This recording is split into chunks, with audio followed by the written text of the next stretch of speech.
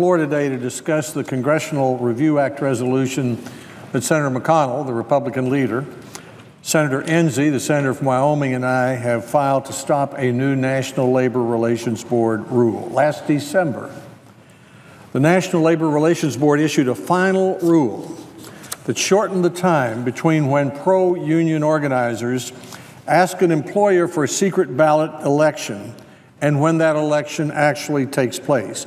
I refer to this as the ambush election rule because it forces a union election before an employer has the time to figure out what's going on. Even worse, it jeopardizes employees' privacy by requiring employers to turn over employees' personal information, including email addresses, phone numbers, shift hours, and locations to union organizers.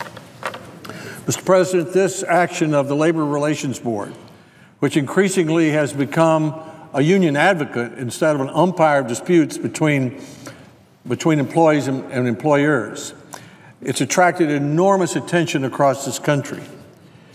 I have letters from the United States Chamber of Commerce, from the Coalition for a Democratic Workplace, from the National Council of Chain Restaurants, from the National Retail Federation, the Retail Industry Leaders Association, the Associated Builders and Contractors Incorporated, the American Lodging and Hotel Association, the HR Policy Association, the National Association of Manufacturers, the Society for Human Resource Management, the Associated General Contractors of America, 173 total organizations, Mr. President, who have registered their deep concern about the unfairness of this ambush election rule.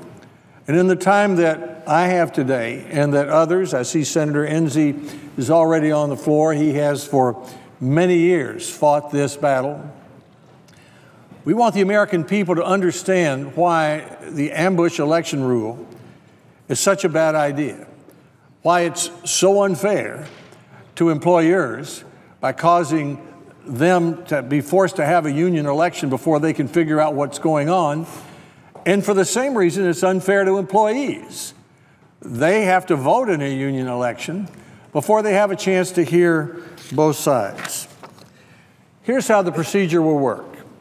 If a majority in the Senate approves this resolution, it will then go to the House for a vote. If it passes both houses, the President can veto the resolution. It would take 67 votes in the Senate to override that veto. If the NLRB's new rule is disapproved, the board can't issue a substantially similar rule without congressional approval. Mr. President, the question I would ask is, what's the rush? What's the problem here? Today, more than 95% of union elections occur within 56 days of the petition filing. 95% within 56 days of the time a petition is filed. But under this new rule, elections could take place in as few as 11 days. This rule will harm employers and employees alike. If you're an employer who gets ambushed in that 11-day quickie election, here's how it works. On day one, you get a fax copy of an election petition that's been filed at your local NLRB regional office stating that 30% of your employees support a union. The union may have already been quietly trying to organize for months without your knowledge. Your employees have only been able to hear the union's point of view. By day 2 or 3, you must publicly post an election notice in your workplace. And if you communicate to your employees electronically, you have to publish the notice online as well. By noon on day 7, you must file with the National Labor Relations Board what is called a statement of position. This is a comprehensive document in which an employer sets out legal positions and claims in writing. Under the NLRB's new rule, you waive your rights to use any legal argument not raised in this document. So it should be pretty obvious, Mr. President, that by day 7 at least, you will have to have a lawyer on hand at least for several days before that. You probably need that lawyer on hand on day 2, hopefully on day 1, because if you make any mistake in these filings, you might have in the lead up to the election, the NLRB might set aside the results and order a rerun election, or worse, when a bigger mistake is made, could require an employer automatically to bargain with the union. Now think about the real world, Mr. President. At our hearing before the Health, Education, Labor, and Pensions Committee, a representative of the National Federation of Independent Businesses testified. She said there are 350,000 members of the NFIB. That's just some of the small businesses in America. The average number of employees that organization has is about 10, as I recall. So you've got small businesses all over America. They don't sit around with labor lawyers. They don't have money to hire labor lawyers. And they're expected to know within a day or 2 exactly what to do about a complicated petition before the NLRB because of this ambush election that could cause the election to happen within 11 days. On day 7, you must also present the union and the NLRB with a list of prospective voters, as well as their job classifications, their shifts, their work locations. Now, if you're a business with 5, 6, 7, 8 employees, seems to me like you're going to be spending your whole time working on this union matter. In a compressed period of time, your customers might be wanting your services. They might wanting deliveries on whatever it is you make. They might want on-time deliveries. All of a sudden, you're running around trying to find a labor lawyer, trying to avoid making mistakes so you can deal with this ambush that suddenly comes. On day 8, a pre-election hearing is held at the NLRB regional office, and an election day is set on day 8. By day 10, the employer must present the union with a list of employee names, employee personal email addresses, employee personal cell phone numbers, and home addresses of employees. You've got to hand that over to the union organizers, whether the employees want that or not. Day 11 is the earliest day on which the NLRB could conduct the election under the new rule. Under the new rule, the union has the power to postpone an election by additional 10 days at this point, but the employer has no corresponding power. So you have the ambush. The ambusher, the union, has the power to postpone the election that it is forced to be called. But the employer, who's been ambushed, has no similar right. So under this new NLRB rule, before the hearing on day 8, an employer will have less than 1 week to do the following things: figure out what an election petition is, and for most of those hundreds of thousands of small businesses with 5, 6, 8 employees, they might have no idea what it is. Find legal representation. Not only find a lawyer, that's not just a matter of looking in a phone book, it's a matter of finding a lawyer with whom you'd be comfortable, who you would trust, who you know has some ability. That would take a while, particularly if you're not a great big company and you're not accustomed to labor relations litigation. Determine legal positions on the relevant issues. Learn what statements and actions the law permits and prohibits. These are all things that on day 8, an employer will have had to do. Communicate with employees about the decision they are making. Correct any misstatements and falsehoods that employees may be hearing from union organizers. And as I mentioned earlier, making even the slightest mistake in the lead up to an election can result in the NLRB setting aside the results and ordering a rerun election. Or worse, when a bigger mistake is made, the board could require an employer to automatically bargain with the union. But, Mr. President, it is the employees who stand to lose the most under the new rule. In the first place, all of the employees, some of the employees may know what's going on before the union files its notice of an election, but all of the employees don't have a chance to hear both sides of the issue in an ambush election. Second, because of the ambush, that's the first. They may have only heard half the story. Only 4.3% of union elections occur more than 56 days after the petition filing. I mentioned this a little bit earlier. And the current median number of days between a filing and an election is just 38 days. These figures are well within the NLRB's own goals for timely elections. The unions won 64% of elections in 2013. In recent years, the union win rate has actually been going up. So what's the rush? Why is 38 days, the median number of days between a filing and an election, why is 38 days too long? It's well within the NLRB's own goals. The NLRB is winning more elections than it uses. And then let's go to the 1959 debate, when we can look to a former member of this body, Senator John F. Kennedy. In a debate over amendments to the National Labor Relations Act, he warned against rushing employees into an election.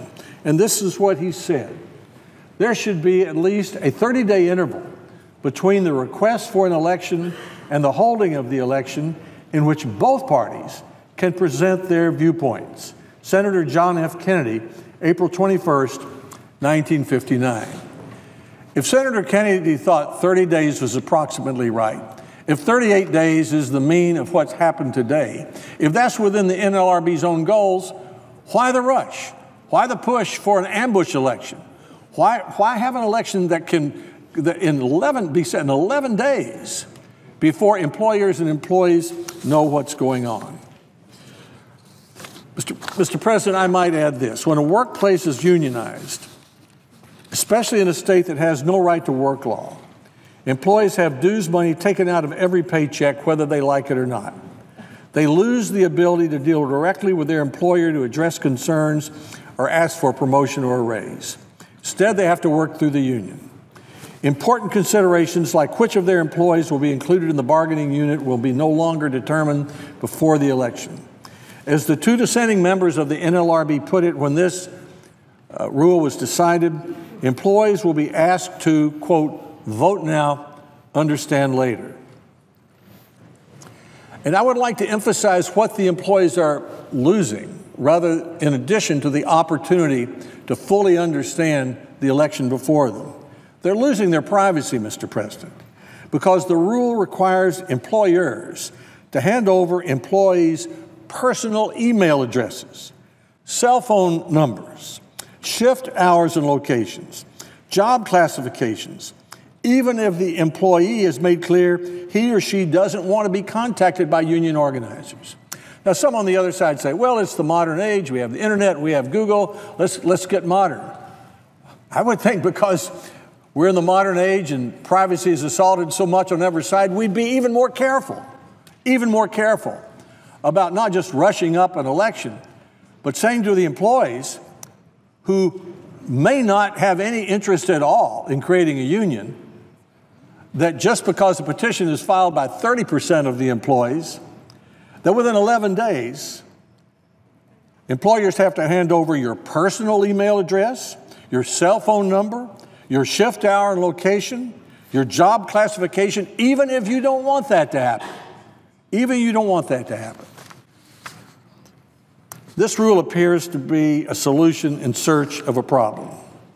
It is clear to see that it's wrong, and that is why Senator Enzi, Senator McConnell, and I are asking the Senate to disapprove it today and prohibit the NLRB from issuing any similar rule.